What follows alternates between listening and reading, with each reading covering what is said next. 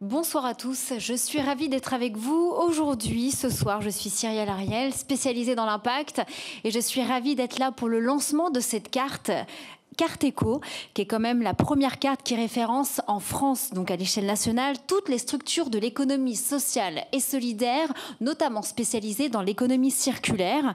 Nous allons voir durant cette première partie la genèse de ce projet. Nous avons l'honneur d'être en présence de notre secrétaire d'État chargé à l'économie sociale et solidaire et responsable, Olivia Grégoire. Puis ensuite, nous avons Jérôme Sadier, président de l'ESS France. Nous aurons également un mot d'Arnaud Leroy, le PDG de l'ADEME, qui n'est pas avec nous, mais qui quand même nous a fait un petit témoignage spécialement pour vous. Et puis nous terminerons cette première partie avec François-Antoine Mariani, le directeur général délégué politique de la ville. Et puis ensuite, dans un second temps, jusqu'à 19 h, nous aurons également une table ronde autour de la thématique « Une réponse à un besoin dans les territoires ». Mais on commence tout de suite avec un message donc, de notre ministre. Merci à Cyrielle Ariel de cette introduction aussi rapide qu'efficace. C'est un plaisir d'être parmi vous aujourd'hui.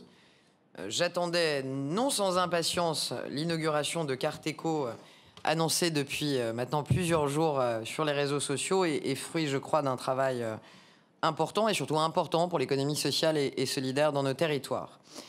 J'entends souvent que dans ESS, il y a social, il y a solidaire, mais rien pour l'écologie. C'est ce que j'entends et non ce que je pense. L'outil Carte Éco, qu'on va inaugurer ensemble aujourd'hui, prouve le contraire, démontre le contraire. C'est un signal très fort de l'engagement des structures de l'économie sociale et solidaire dans la transition écologique et plus précisément dans l'économie circulaire. 1500 structures de l'économie sociale ont été recensées par 7 chambres régionales de l'économie sociale et solidaire. Cet outil ne diffuse pas seulement une liste de structures, mais plus largement, de façon plus ambitieuse, un ensemble de plus de 500 champs qualifiés, à la fois les activités d'économie circulaire, mais aussi les types de produits pris en charge par les structures du réemploi, chiffre d'affaires ou nombre d'équivalents temps plein. Je tiens donc très sincèrement à féliciter ESS France, son président Jérôme Sadier, mais aussi les 7 chambres régionales de l'économie sociale et solidaire, les CRES, pour ce travail minutieux. L'Île-de-France, la CRES des Pays de la Loire, de Mayotte, de la Guyane, de Corse, de Nouvelle-Aquitaine, d'Auvergne-Rhône-Alpes. Travail très minutieux qui duplique à l'échelle de l'ESS ce que je m'efforce de faire avec la plateforme Impact pour l'ensemble de notre économie. Je sais que les CRES sont très régulièrement sollicités par les collectivités territoriales et les directions régionales de l'ADEME pour identifier des structures de l'ESS, plus particulièrement dans le secteur de l'économie circulaire. Cet outil va permettre de recenser, de valoriser, mais aussi de mettre en lien les structures sur un territoire. Ces données pourront notamment accompagner les régions dans le cadre des plans régionaux de prévention et de gestion des déchets. Les CRES travaillent également à l'accompagnement des structures dans le cadre de la structuration de filières émergentes ou en pleine évolution. C'est le cas, par exemple, de la filière de réemploi des matériaux du bâtiment à la suite de la loi AGEC. Il est donc essentiel de pouvoir qualifier finement les activités opérées par les structures de l'ESS. L'accès à la commande publique est aussi un de mes combats en tant que secrétaire d'État à l'économie sociale, solidaire et responsable. Des plateformes comme Carte Éco, mais également ESS 2024, que tout le monde connaît désormais, apportent des solutions très concrètes, des solutions pratiques aux acheteurs publics pour mieux intégrer des critères sociaux et environnementaux dans leur marché public. Je me bats pour cette reconnaissance des acteurs dans le projet de loi climat, mais aussi au sein du plan national d'action pour l'achat public durable, mais également au travers du label Relations fournisseurs et achats responsables. Nous ne pouvons plus attribuer les marchés à l'aune du seul critère de la performance économique. Sur ce sujet que les entreprises prennent dorénavant de plus en plus en compte, l'État se doit bien entendu, lui aussi, voire plus, d'être exemplaire. L'État se doit d'inspirer et d'inviter le secteur privé à s'engager dans cette démarche de performance globale. Alors maintenant, et je sais que je peux le faire, je compte sur vous. Je compte sur vous pour d'abord faire connaître cet outil, pour le développer et pour mettre à contribution l'ensemble des CRES.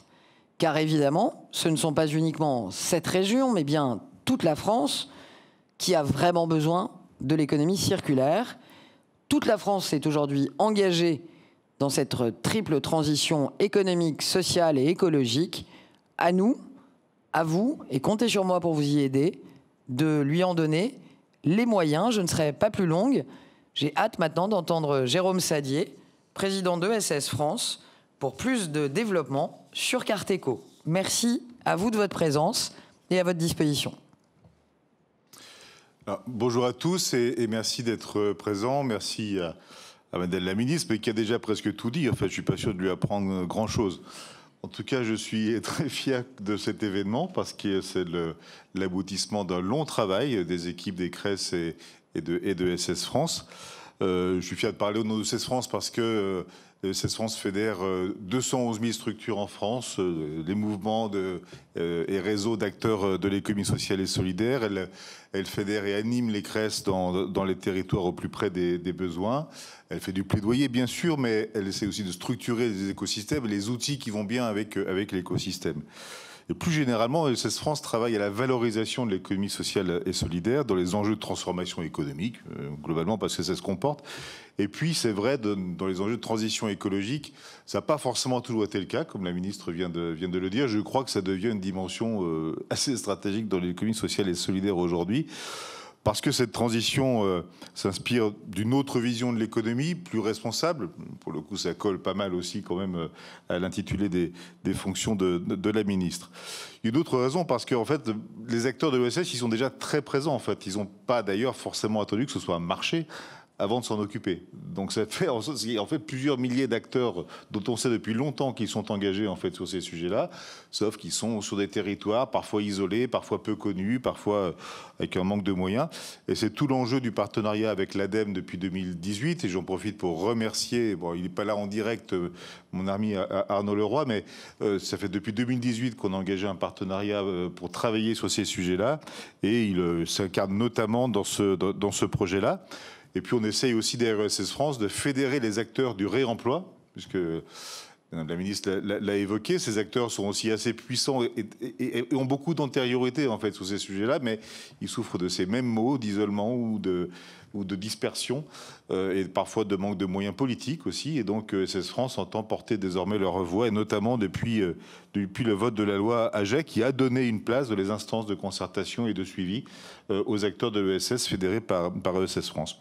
Alors, dans le cadre de ce partenariat avec l'ADEME et donc par l'incarnation de cet outil, Carteco, ESS France a travaillé avec 7 CRES expérimentales. Je ne vais pas les dire parce que la ministre les a déjà citées, mais je veux les féliciter en tout cas. On a conçu finalement l'outil qui manquait parce qu'il y avait sur les territoires un besoin de réponse, que ce soit pour le sourcing de la commande publique, comme ça a été évoqué, mais aussi parfois pour des particuliers qui ont en fait du mal à trouver, lorsqu'ils sont dans des démarches volontaires, engagées, etc., ils ont du mal à trouver d'interlocuteurs. Il faut être bien renseigné parfois pour trouver l'endroit auquel on peut s'adresser pour aller dans ces logiques d'économie circulaire. Et puis pour ESS France, je pense qu'on en est au début pour le coup, c'est aussi un outil pour permettre la structuration de filières. Parfois, elles existent déjà et il faut les faire évoluer, les structurer, organiser des coopérations. Puis parfois, elles n'existent pas encore ou elles sont tout juste à l'état d'émergence. Je pense notamment au secteur du bâtiment qui est fortement encouragé à s'investir dans l'économie circulaire. Donc ça sert aussi, en identifiant ces acteurs, à les mettre en relation pour qu'ils construisent des choses ensemble. Techniquement, en fait, c'est un fichier qualifié, c'est rien de plus que ça à la base, mais c'est pas pour autant que c'est un petit travail. C'est une mission des CRES de tenir le fichier des entreprises de l'économie sociale et solidaire, mais c'est la première fois qu'on va aussi loin dans la qualification de ce fichier. Il faudra sans doute d'ailleurs qu'on aille encore loin sur d'autres sujets dans ce fichier. On va y travailler. Il y a des données qui seront publiques. accessibles à tous, notamment pour les besoins que j'ai cités. D'autres qui ne sont pas accessibles au public pour des raisons de protection des données, mais qui seront utilisés pour des raisons statistiques, parce que nous y sommes pour le coup autorisés. Et puis je voulais conclure sur le potentiel, parce que d'abord là c'est une expérimentation à 7, donc ça veut dire que si on étend à l'ensemble du territoire national, qu'il soit métropolitain ou ultramarin, on devrait dépasser très largement les 5000 structures dès lors qu'on aura systématisé, et je ne peux pas encore vous dire quand par contre, parce qu'il s'agit de savoir comment on s'y prend, mais le potentiel est sans doute d'au moins 5000 structures à recenser. Et puis on a fait en sorte par ailleurs que l'outil soit hébergé sur des communs numériques, sur une base de données qui s'appelle OpenStreetMap, qui permettra la mise à jour de la façon la plus aisée possible et partagée possible, parce que nous ne croyons pas non plus à la vitalité d'un tel outil si il est surprotégé et si il n'est pas en lien avec d'autres. Donc c'est le choix aussi stratégique que nous avons fait. Il pourra de ce fait être encore plus facilement enrichi. Voilà, encore merci. Alors, je redis bravo aux CRES qui ont été à la manœuvre et à la petite équipe qui a permis ça. Merci encore à l'ADEME et à la NCT de leur soutien et aux mots de la ministre, bien évidemment. Merci beaucoup, Jérôme Sadier. Je trouve, d'un point de vue journalistique, entre le lancement de la plateforme Impact la semaine dernière, je veux dire, avec déjà une centaine d'entreprises pionnières, volontaires, et cette semaine, la carte éco, il y a de très beaux, en tout cas, en termes d'économie sociale et solidaire. Ça bouge pas mal. Nous avons un mot d'Arnaud Leroy, le PDG de l'ADEME, l'Agence pour la transition écologique.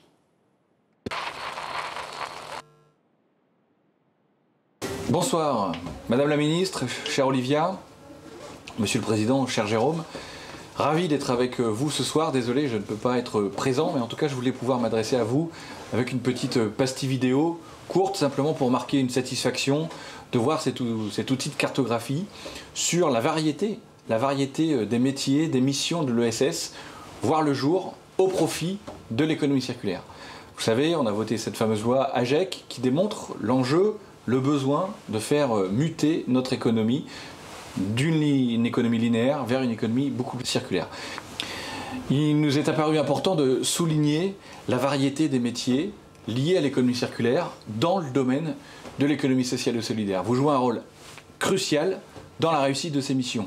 Biodéchets, tri des déchets industriels, valorisation, recyclerie, ressourcerie, réparation, vous voyez, bon nombre de chantiers qui sont déjà initiés, commencés, mais en tout cas sur lesquels il faudra accélérer.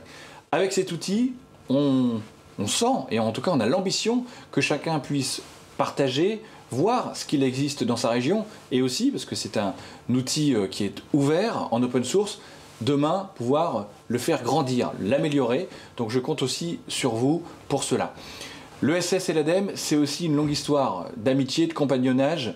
Au-delà des amitiés avec certains acteurs, on a envie d'aller plus et plus profond avec vous dans la transformation de notre économie. On a mis en place des soutiens, des outils d'urgence, fameux 10 millions quand il a fallu au moment de l'épisode Covid de l'année dernière. On a continué dans tout ce qui était innovant avec les contrats d'impact social qui ont été une réussite, alors que certains doutaient. On voit qu'on peut aussi actionner des choses très intéressantes avec cet outil. Donc voilà, il faut continuer. Continuez aussi à venir sur le site de l'ADEME, agirpourlatransition.ademe.fr. Vous y trouverez bon nombre de projets, pas mal d'outils aussi à disposition des acteurs de l'ESS. Et comme je l'avais dit plusieurs fois, que ce soit dans cette enceinte avec ESS France ou avec Avise, on est à disposition aussi bien au siège qu'en région pour dialoguer et construire avec l'ensemble des acteurs de l'ESS. Voilà ce que j'étais venu dire, répéter aussi l'importance des acteurs de l'économie sociale et solidaire dans le shift de notre économie vers une économie plus circulaire, en tout cas c'est l'ambition. Elle se doit d'être aussi sociale, solidaire, et vous y avez toute votre place et on sera ravis, encore une fois, de vous accompagner avec l'ADEME. À bientôt.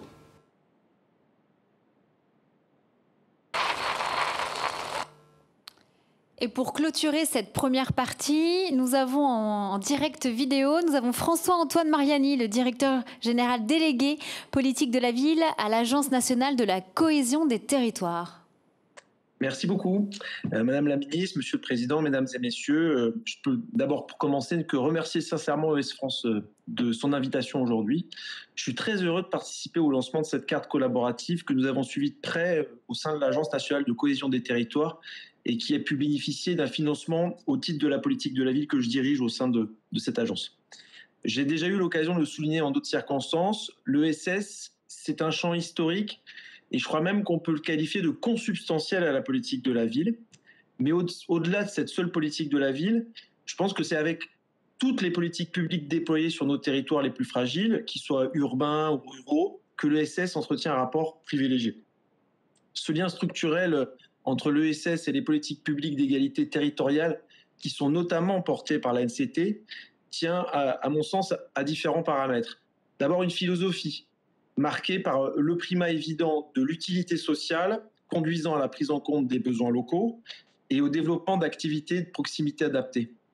Une méthode ensuite, avec la volonté de croiser de manière systématique le développement social, le développement local et le développement économique, ce qu'on fait au quotidien. Des principes d'action communs enfin, avec la construction de coopération entre acteurs du territoire, qu'ils soient privés et publics, et qui intègrent les habitants, les usagers et bien sûr les bénéficiaires des actions. J'ai bien conscience que le propos liminaire que je tiens maintenant sur les liens entre l'ESS et territoires fragiles dépasse le cadre de l'événement qui nous réunit aujourd'hui. Mais pourtant, semblait essentiel de le souligner dans un contexte où l'ESS a su faire la preuve de sa grande résilience pendant la période de crise et où elle doit être pleinement partie prenante d'une dynamique de relance qui devra générer des emplois durables, renforcer la cohésion sociale, c'est très important pour la politique de la ville notamment, et fournir des solutions aux besoins socio-économiques des territoires. La carte collaborative des structures de l'ESS de l'économie circulaire répond totalement à cet enjeu de relance et aux besoins des territoires. Elle va constituer, dès son lancement, un outil extrêmement précieux pour l'ANCT. C'est un peu égoïste, mais voilà. En premier lieu, et ça a pu être rappelé par la ministre à l'instant, parce que cette cartographie constitue pour nous un outil de connaissance des acteurs locaux, par les acteurs locaux évidemment, mais également par l'État et ses opérateurs. Parfois, on n'est pas totalement lucide sur les acteurs sur le terrain. En documentant et en qualifiant les secteurs d'activité, le tonnage, le nombre d'emplois de chacune des structures, etc., vous allez contribuer, nous aider à outiller nos programmes d'intervention au sein de l'ANCT et à orienter, le cas échéant, nos actions d'ingénierie, puisque l'ANCT, ce n'est pas seulement des programmes, c'est aussi un appui d'ingénierie dans les territoires. En second lieu, la cartographie qui a vocation à s'étoffer, va nous permettre de renforcer la qualité de l'accompagnement, comme je disais, en ingénierie proposée par l'ANCT. Je vais prendre un simple exemple pour illustrer le propos. On travaille depuis longtemps avec nos partenaires de l'ANRU à la bonne prise en compte des enjeux en termes d'emploi, de clauses d'insertion dans le cadre des opérations de renouvellement urbain en politique de la ville. Demain, au-delà du seul volet insertion, qu'on avait coutume d'adresser systématiquement, c'est toute la chaîne de valeur qui pourrait être travaillée en lien avec les territoires. Alors, pour les habitants, ce type d'outil, ça doit être l'occasion de travailler au-delà des heures d'insertion à une montée en compétences vers les nouveaux métiers de la transition écologique. Pour les territoires, c'est l'opportunité d'utiliser ces grands chantiers pour travailler à la structuration d'une filière économique autour de l'économie circulaire et du traitement des déchets. Pour finir, et c'est peut-être l'élément le plus évident d'intérêt d'une telle plateforme pour notre agence, la cartographie proposée permettra de renforcer la coopération entre acteurs et donc le cœur des activités de notre agence. C'est un travail extrêmement difficile de permettre cette coopération, cette mise en réseau, et avec des outils comme ça, notre travail au quotidien est vraiment facilité. Donc je ne peux que vous remercier, vous féliciter du travail qui a été fait. Et je vous souhaite à tous un temps d'échange par la suite qui sera, j'en ai aucun doute, très fructueux. Voilà, merci. Merci beaucoup François-Antoine Mariani, merci beaucoup à tous ces participants, Madame la Ministre Olivia Grégoire qui a dû nous quitter parce qu'elle a d'autres prérogatives juste après nous, Jérôme Sadier et François-Antoine Mariani. Merci beaucoup, n'oubliez pas que vers 18h40 pour clôturer cette conférence, il y aura bien évidemment un temps d'échange, donc n'hésitez pas à poser vos questions. On va tout de suite passer maintenant à l'autre table ronde pour apporter une réponse à un besoin dans les territoires avec Karine Féniès Dupont, la responsable transition écologique et observatoire au CRES Pays de la Loire, avec Fabrice Cailly, le secrétaire général du réseau Renaître, et Joanne Boachon, la directrice fondatrice de Mikena. Karine Féniès-Dupont, alors pourquoi le CRES justement des Pays de la Loire a-t-elle choisi de référencer de façon qualifiée les activités d'économie circulaire des structures de l'ESS sur son territoire? Et combien vous en avez d'ailleurs sur votre territoire? Alors bonjour à toutes et à tous. Donc la CRES Pays de la Loire s'est investie sur le sujet de l'économie circulaire depuis 4 ans bientôt. Et pour la CRES Pays de la Loire, mais aussi pour les autres CRES en région, le fait d'aller sur une cartographie collaborative répond en fait à 3 besoins. Le premier, c'est un besoin de sourcing. Madame la secrétaire d'État et Monsieur Sadi l'ont évoqué tout à l'heure aussi. C'est-à-dire que dès le début d'un travail d'animation ou de structuration d'une filière d'activité, il est nécessaire de savoir qui sont les acteurs et où ils se trouvent. Et l'économie circulaire, bien entendu, ne fait pas exception.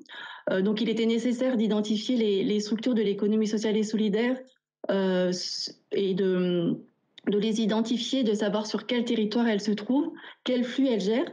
Et donc, c'est à travers les filtres qui sont disponibles sur Carteco. Donc, je pense que vous devez voir normalement la manipulation de la carte en direct. Cela est tout à fait possible. Donc, par exemple, si je souhaite identifier en Pays de la Loire une plateforme de compostage, vous pouvez filtrer dans la région qui vous intéresse le flux d'activité, donc gestion des biodéchets, et puis plateforme de compostage. Et là, sur la carte, vous voyez en direct quelles sont les plateformes qui existent sur votre territoire.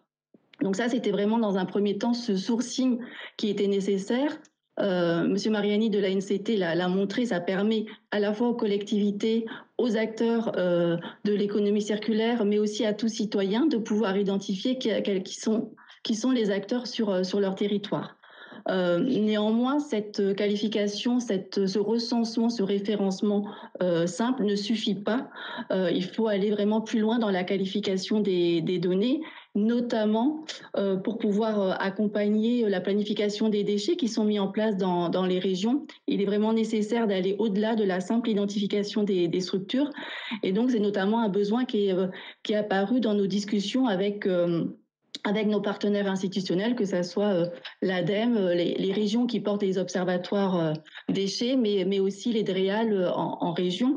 Et donc, il est apparu dans nos discussions qu'il était important de savoir combien d'emplois cela représente, en tout cas l'économie sociale et solidaire dans l'économie circulaire, quels sont les emplois qu'elle représente, combien d'emplois en insertion, mais aussi quels sont les tonnages qui sont collectés, qui sont réemployés, qui sont recyclés. On parlait de stratégie dans les structurations de filières. Ce sont des informations qui sont vraiment importantes à pouvoir connaître. Donc, par exemple, si une structure, les structures pourront renseigner dans leur formulaire les tonnages qu'elles ont collectés. Par exemple, si on prend, alors je prends toujours la région Pays de la Loire parce que je la connais un peu mieux que les autres, mais si on prend par exemple Alternatri 49, qui est une structure du Maine-et-Loire, elle a renseigné par exemple lors du référencement ces tonnages de papier carton collectés et qui sont préparés pour le recyclage. Donc ça, ce sont vraiment des informations que la carte va pouvoir nous permettre de connaître, tout comme une ressourcerie, par exemple l'atelier du réemploi, a renseigné déjà ces différents flux qu'elle a collectés et qu'elle a réemployés. Donc ça, ce sont des informations extrêmement précieuses quand on veut aller sur la structuration d'une filière particulière ou sur une stratégie de développement territorial, par exemple. Juste une précision, ce besoin-là, il est bien évidemment, les CRES ont commencé à faire ce référencement qu'on a lancé en début d'année et qu'on avait déjà commencé nous-mêmes en termes de recensement. Mais il est important de préciser qu'on parle de carte collaborative. Une structure pourra elle-même remplir sa propre fiche. Celles qui sont déjà existantes, elle pourra modifier la fiche. Et ça, c'est pour les régions pilotes, donc les 7 régions qu'on a évoquées, mais cela va pouvoir être déjà le cas pour les régions qui ne sont pas encore pilotes et qui vont lancer très prochainement aussi le référencement sur leur territoire. Merci beaucoup, Karine. On doit terminer. Ouais. Il me reste un troisième besoin, parce que j'avais évoqué 3 besoins. Rapidement. Et c'est pas le moindre, c'est l'animation et les communs numériques. La réussite de ce projet, bien évidemment, quand on parle de cartographie, ça tient à la pérennité et à l'actualisation des données.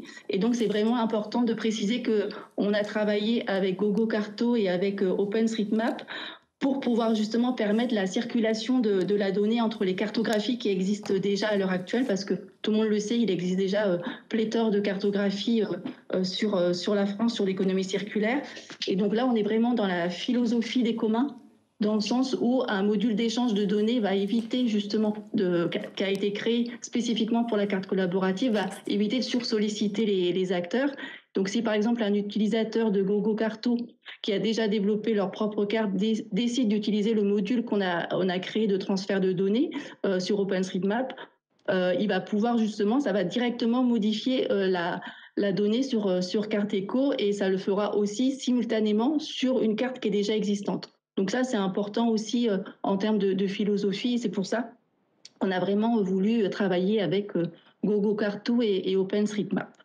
Et puis enfin, les CRES sont à votre disposition justement sur des questions que vous auriez sur vous souhaitez modifier une fiche d'identité présente sur Carte Éco, ou vous souhaitez en créer une.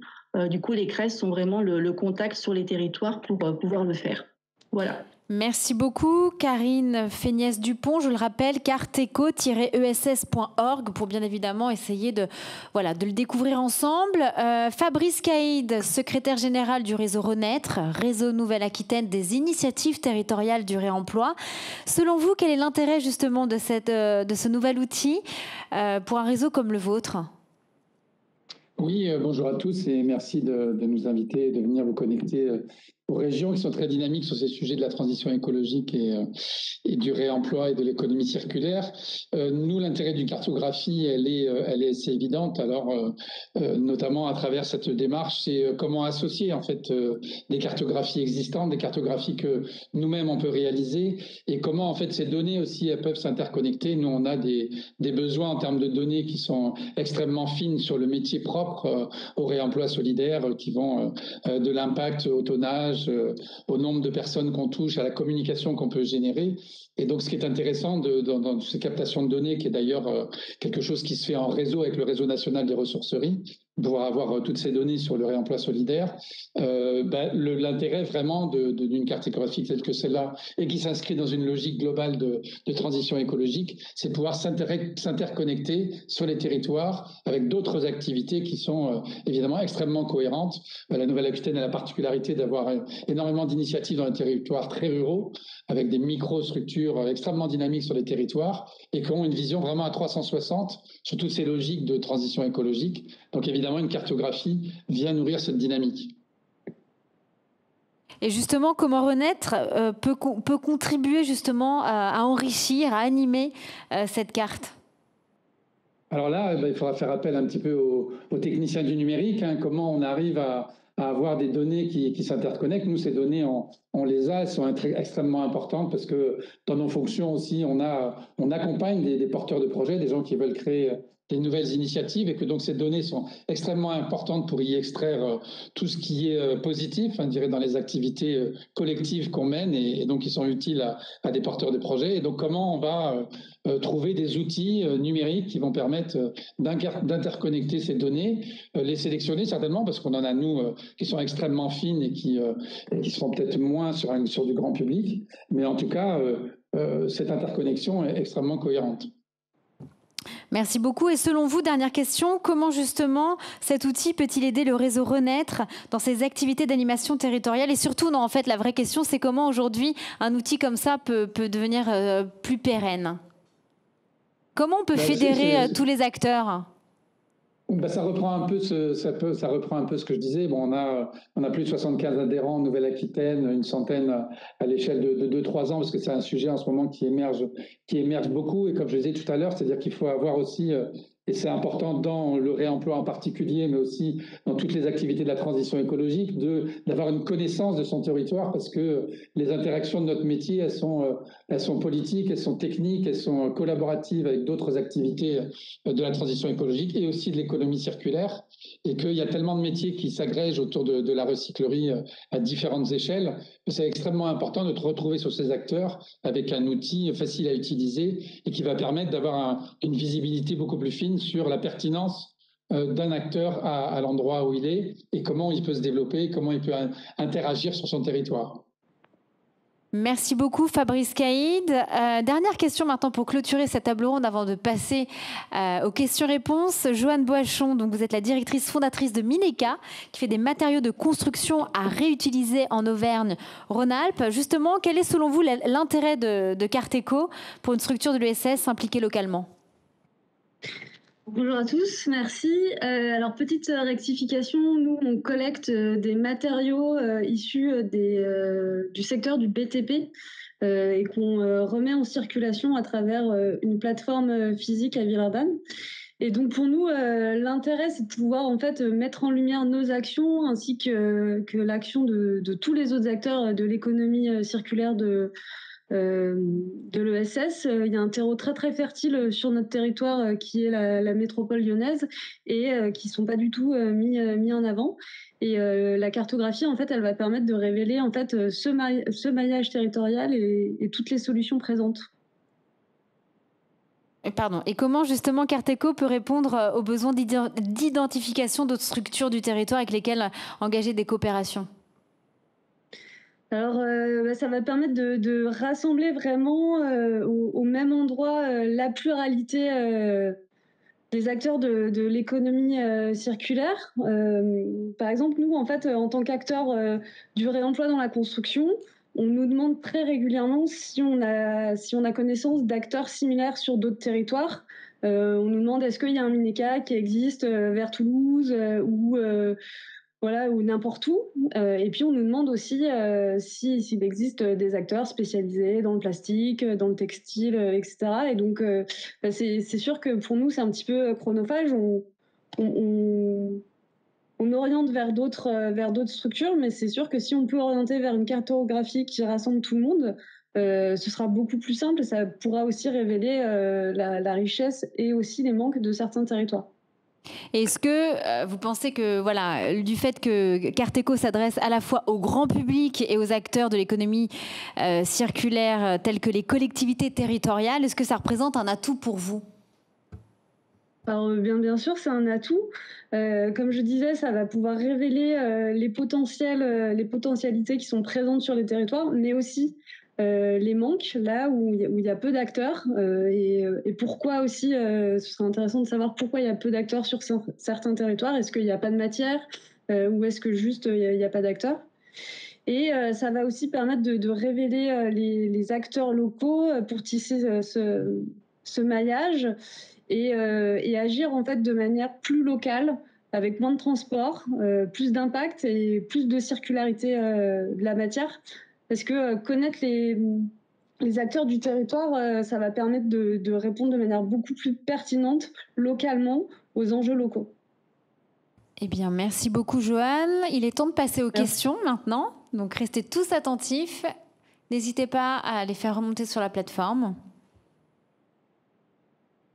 En tout cas, on est tous ravis ici. Vous êtes près de 200 à être là ce soir pour le lancement de Carteco.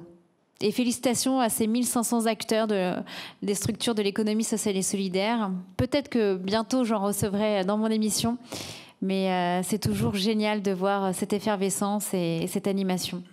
L'ESS prend du poids. Ça représente 10% du PIB, mais il y a les lignes qui bougent. Je pense que Jérôme Salier ne me contredira pas. Absolument pas. Je ne suis pas de nature à contredire qui que ce soit, d'ailleurs, mais ça dépend pourquoi. Mais non, l'ESS bouge, à vrai dire. Bon, d'abord, moi, j'aime pas compter en pourcentage de PIB, à vrai dire, parce que la notion relativement appliquée à l'économie sociale et solidaire est problématique, en fait, parce qu'elle ne tient pas compte, par exemple, des 22 millions de bénévoles qui agissent pour l'économie sociale. 43% de la population française engagée dans des structures associatives. Et donc, c'est pas tout à fait rien, en fait. Donc, il y a de la production de valeur économique, c'est sûr, mais aussi de la production de valeur qui va au-delà de l'économie. Et c'est pour ça que le poids de l'ESS, en réalité, dans notre pays, il va bien au-delà que ce pourcentage de PIB. On dit par ailleurs 13% des emplois du secteur privé, mais c'est aussi dans bien des domaines de la vie, en fait, l'essentiel de notre vie quotidienne. Parfois, on l'oublie ou on ne le sait pas. C'est pas forcément très grave, mais néanmoins, c'est quand même bien de le savoir, je pense. Alors, première question. Quelle place pour les structures du réemploi, réparation par statut qui ne sont pas dans l'ESS? Quelle est la place pour les structures du réemploi, réparation ou pas? Alors, attendez. Bravo et merci pour ces précisions, Jérôme Sadier. Bravo. Merci, Président. Pour l'ESS, la mesure du PIB n'est pas adaptée ou alors il faudrait modifier certains critères d'évaluation autres que la production de richesse financière. C'est pour ça qu'il y a une plateforme qui a été lancée la semaine dernière qui s'appelle Impact pour valoriser effectivement les critères ESG, environnement, social et de gouvernance. Je confirme que l'on peut s'inscrire facilement sur la plateforme. C'est bon à savoir. Je peux aussi voter attaque.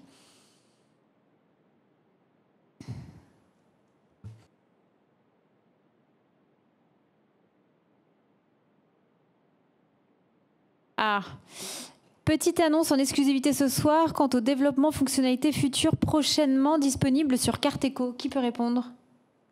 Des futures fonctionnalités de la carte.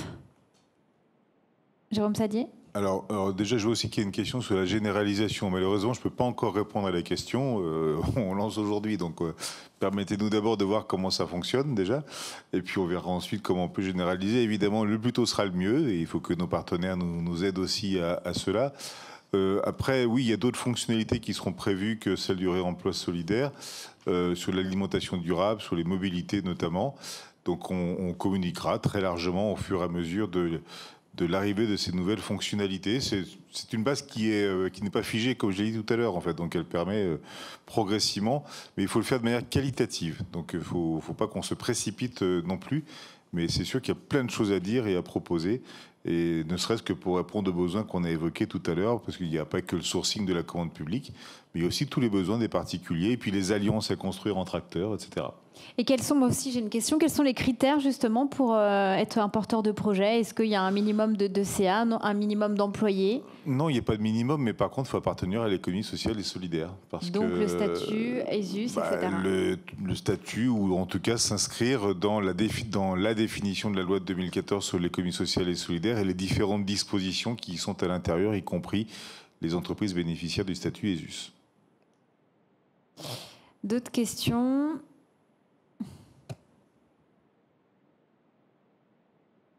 Nous avons donc déjà une base de données. Serait-il possible de l'importer directement sur la cartographie?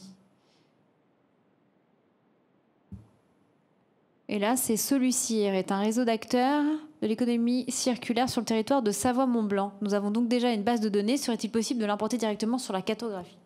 La question est complète là. Oui, en effet. Donc l'idée, c'est effectivement qu'on puisse être le plus possible sur un outil qui soit collaboratif, qu'on ne réinvente pas ce qui a déjà été fait. Donc quand vous êtes dans ce cas de figure, la méthode, c'est de contacter votre CRES locale et de voir comment vous pouvez travailler avec elle à l'intégration de ces données en bloc, si je puis dire, pour vous éviter d'avoir à saisir une par une chacune des structures. Je suis facilitateur des éco-organismes en Guadeloupe. Bonjour la Guadeloupe. Je note qu'il n'y a qu'une association répertoriée en Guadeloupe. Puis-je passer un lien ou l'information aux acteurs du territoire? Mais oui, mais bien sûr. Si oui, lequel? Aurore, tu veux répondre? Alors pour le moment, la Guadeloupe n'est pas inscrite, sauf s'il y a déjà eu des inscriptions depuis le début de la conférence, et c'est tant mieux. Donc l'idée, c'est effectivement, Christelle, que tu puisses les intégrer, faire passer le message à la CRES. Et puis il ne faut vraiment pas hésiter. Encore une fois, l'outil n'est pas l'outil d'ESS France et des CRES seul, mais bien l'outil de l'ensemble des acteurs, du terrain. Et donc l'idée, c'est que vous puissiez vous approprier vous-même cet outil. C'est pour ça que le formulaire est prévu à cet effet, et que donc vous puissiez ajouter vous-même ces structures, que vous soyez la structure elle-même ou que vous la connaissiez. Il y a 2 entrées sur le formulaire. Une entrée « Je suis la structure », une autre entrée, je connais une structure de mon territoire.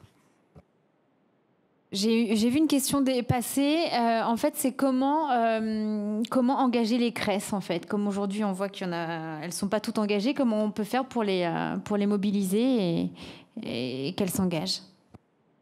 C'est pas une question de non-mobilisation à ce stade. Sont mobilisées celles qui étaient dans l'expérimentation. Donc la question maintenant, c'est de savoir comment on travaille pour l'extension. Et puis comment les CRES vont, celles qui n'étaient pas dans l'expérimentation, comment elles vont elles-mêmes travailler. D'ailleurs, il y a des CRES qui n'ont pas été engagées dans l'expérimentation, mais qui sont, à mon avis, plutôt prêtes à y basculer assez facilement au compte tenu de la façon dont elles travaillent déjà sur les questions d'économie circulaire. Donc, on va voir avec elles quelle est la méthodologie pour que les choses se passent de manière aussi fluide que possible. En tout cas, n'hésitez pas à prendre contact avec elles via les coordonnées qui sont habituellement rendues publiques. Quel lien avec les observatoires régionaux déchets, économie circulaire? Alors là, c'est déjà un petit peu ce qu'a pu dire Karine. Karine, peut-être tu peux prendre la main sur cette question?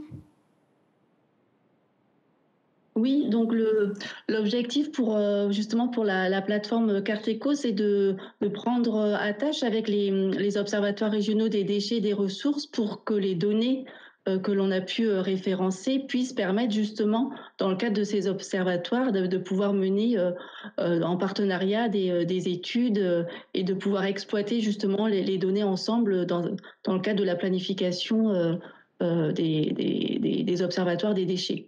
Donc, par exemple, en Pays de la Loire, on est proche de la région et de l'observatoire qui est en cours de création. Et il y a déjà des échanges justement pour voir comment on va pouvoir collaborer pour que les données qu'on a référencées dans Carteco puissent être utilisées dans le cadre de l'observatoire déchets des Pays de la Loire. J'ai vu une question qui concernait comment faire pour suggérer des améliorations, notamment ajouter un type d'activité dans la filière sport.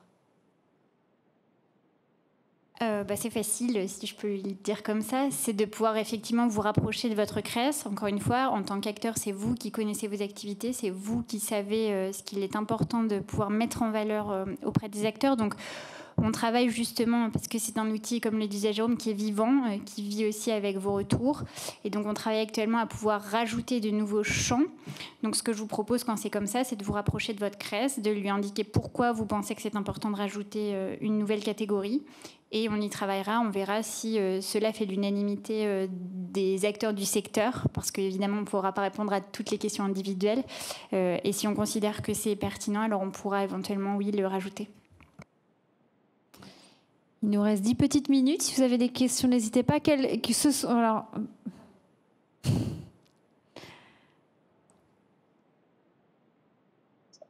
Est-ce que ce seront les CRES qui seront les régulateurs des informations? Alors oui, tout à fait. Ce qui est très intéressant justement avec l'outil, c'est qu'on va avoir dans le back-office de la modération par région, ce qui permet de ne pas être géré au national parce que nous ne connaissons pas aussi bien les structures que peuvent les connaître les CRES. Donc on va avoir un module de modération région par région, ce qui permet d'avoir un lien au territoire qui soit le plus pertinent possible. Donc quand vous entrez une structure en tant que structure ou que vous êtes un citoyen, une citoyenne qui l'entrée parce que vous connaissez la recyclerie de votre quartier, un message est envoyé en back-office à la CRES concernée qui va ensuite vérifier la véracité de ces données, éventuellement prendre attache avec la structure concernée si besoin, s'il manque des informations, et puis ensuite valider la donnée.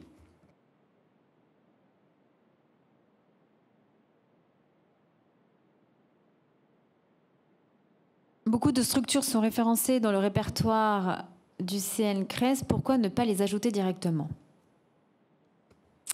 Alors, parce que déjà le CNCRES n'existe plus et qu'aujourd'hui la plateforme, j'imagine que vous faites référence au SI, au système d'information qui était la liste des entreprises de l'ESS qui était mise à disposition.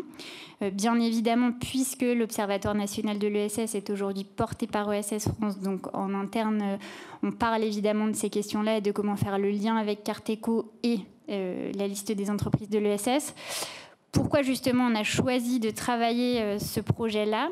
C'est parce qu'à l'époque, comme le disait Karine, quand les direction régionale de l'ADEME ou les régions ou les collectivités territoriales nous demandaient d'identifier des structures de l'économie sociale et solidaire actives sur les questions d'économie circulaire, on était bien incapable de répondre au poids de ce que ça représentait en termes de structure, en termes de nombre d'emplois, etc. Pour la simple et bonne raison que le seul niveau de qualification de cette liste des entreprises de l'ESS était le code NAF et que la majorité des structures de l'économie circulaire étaient enregistrées dans le code autre.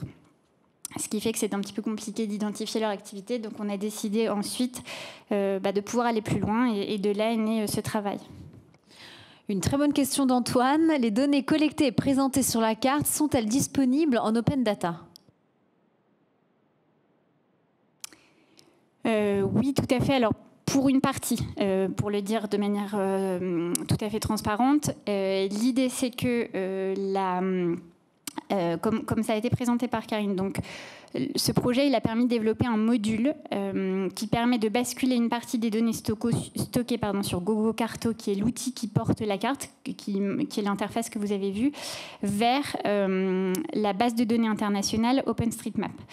Et cela est fait parce que déjà c'est une façon, comme le disait Jérôme Sadier, de contribuer au commun numérique, mais c'est aussi une façon d'optimiser l'actualisation des données et de créer, de garantir la pérennité de l'outil. Et cela se fait donc de la façon suivante.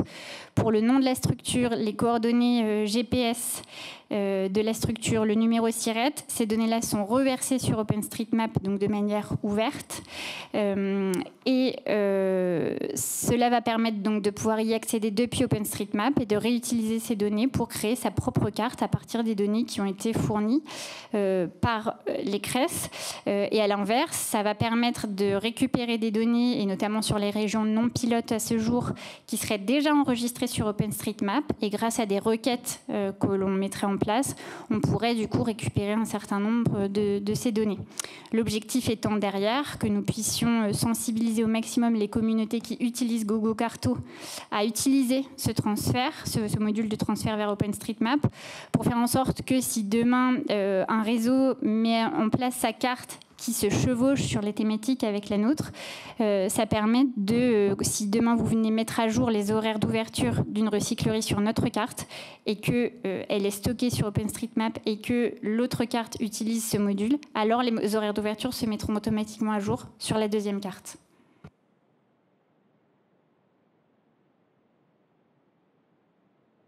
Aurore Médieu, mais qui êtes-vous ? Pardon, c'était écrit devant moi. Donc effectivement, je suis responsable de la transition écologique et de l'économie circulaire chez ESS France et j'ai accompagné les CRES pilotes sur ce projet. En bref, une spécialiste de l'ESS, quoi. Voilà. Possibilité d'intégrer les monnaies locales avec un référencement des acteurs prenant la monnaie locale du territoire. Bonne question. C'est une tellement bonne question que je vous remercie de me l'avoir posée. Mais non, c'est une excellente idée, mais faut qu'on l'intègre dans le programme de travail, mais il n'y a pas de raison que ce soit impossible à faire en tout cas. Pour le moment, peut-être pour être un petit peu plus clair, parce qu'on imagine bien que ça va susciter beaucoup d'attentes, la publication de l'outil. Comme on ne peut pas tout faire d'un coup, parce que vous ayez en tête, pour que ce que vous avez vu là avec les données qualifiées, ça représente plus de 500 champs de qualification derrière dans un tableur Excel.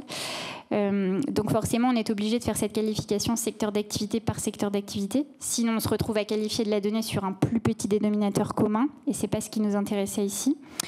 Donc aujourd'hui, on est sur le périmètre seul de l'économie circulaire. Demain, on a vocation, puisque c'est la carte des structures de l'ESS de la transition écologique, à pouvoir qualifier des données d'autres secteurs d'activité de la transition écologique, l'agriculture et l'alimentation durable, l'énergie par exemple. Pour ce qui a trait aux monnaies locales, en fait, je pense que ça viendrait dans un chantier plus vaste qui serait la qualification de la liste des entreprises de l'ESS en l'occurrence, donc à savoir des 222 000 établissements.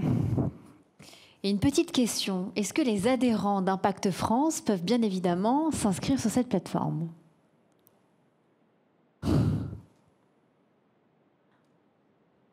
Théoriquement, non, s'ils ne sont pas membres au titre de l'ESS. Donc il faut qu'ils soient répertoriés par les chambres régionales de l'économie sociale et solidaire. C'est ça le point de départ, en fait. puisque c'est dans le cadre de la mission légale confiée au CRES d'identifier les structures de l'ESS qu'on peut créer et animer cet outil-là, en fait. Donc les structures d'Impact France, certaines d'entre elles peut-être sont membres statutairement ou légalement de l'ESS, mais sans doute pas beaucoup d'entre elles. Après, on peut discuter, peut-être. Ah, j'ai soulevé un bon point, avec plaisir pour en discuter. D'autres questions pourraient être utiles au réseau d'écologie industrielle territoriale ? Oui, tout à fait. Et c'est d'ailleurs prévu dans l'outil. Quand vous allez sur l'outil, l'un des filtres, c'est justement ma structure est engagée dans une démarche d'écologie industrielle territoriale. Ce qu'on a pu observer en échangeant avec le réseau Synapse, qui est le réseau national piloté par l'ADEME, qui anime les questions d'écologie industrielle territoriale, c'est qu'un certain nombre d'acteurs de l'ESS ont du mal à se revendiquer, enfin à considérer être intégrés dans des démarches d'écologie industrielle territoriale pour le simple mot qui est industriel. Or, ce qu'on peut observer pourtant, c'est que la majorité d'entre eux, que ce soit donc des associations ou des coopératives, si je reprends les exemples les plus classiques dans l'économie circulaire, sont déjà engagés dans des démarches d'écologie industrielle territoriale sans l'identifier comme telle. Un exemple facile, c'est la synergie ou la mutualisation de moyens entre structures. Il y a de plus en plus de villages réemploi, par exemple, qui commencent à avoir le jour. Et donc, on va avoir plusieurs structures de l'ESS, de l'économie circulaire, qui vont se mettre ensemble pour avoir une offre plus complète de réemploi sur le territoire. Il y a une excellente question. Quid des associations, donc ESS, qui ont uniquement une activité de prévention et de sensibilisation sans être forcément concernées par des flux de matière, ont-elles vocation à être intégrées ? Alors, elles sont déjà intégrées sur les régions pilotes. Vous avez dans les champs je suis désolée parce que étant là, je ne peux pas faire l'outil en même temps et vous faire voir. Mais si vous allez sur carteco-ESS, voilà, on voit l'outil. Donc, si on remonte à gauche dans le filtre, vous avez déjà les structures qui vont faire de la lutte contre le gaspillage alimentaire, de la sensibilisation à la prévention et qui n'ont pas nécessairement d'activité de réemploi. Encore une fois, on est bien sur une carte qui a vocation à traiter l'ensemble de la thématique économie circulaire pour la question prévention et gestion des déchets. Donc vous êtes déjà intégré, sauf si on vous a oublié et que vous étiez parmi les régions pilotes. Alors je vous invite à vous inscrire dès à présent. Du coup, Aurore, je me permets de rebondir justement sur le fait que dans le chat, il y a marqué « il manque du monde ». C'est ce que j'ai dit aussi dans mes propos, c'est qu'on a commencé nous-mêmes à recenser de notre côté CRES, les acteurs que nous connaissions. Après, nous avons lancé un référencement justement pour que les structures puissent elles-mêmes se référencer. Il sera toujours temps pour elles de pouvoir aller sur la carte, soit de modifier leur fiche si elle n'est pas assez complète, ou si elles ne se retrouvent pas dans la carte, de pouvoir elles-mêmes s'auto-référencer. Eh bien, écoutez, merci beaucoup. Il est temps de clôturer. Je remercie infiniment nos près de 200 participants. Merci beaucoup pour toutes vos questions très enrichissantes et inspirantes. Merci beaucoup à notre ministre Olivia Grégoire, Jérôme Sadier, Arnaud Leroy qui nous a fait son témoignage, François-Antoine Mariani, Karine Féniès-Dupont, Fabrice Caïd et Joanne Boachon. Passez tous une excellente soirée. Prenez soin de vous et super beau lancement et longue vie à Carteco. Merci beaucoup.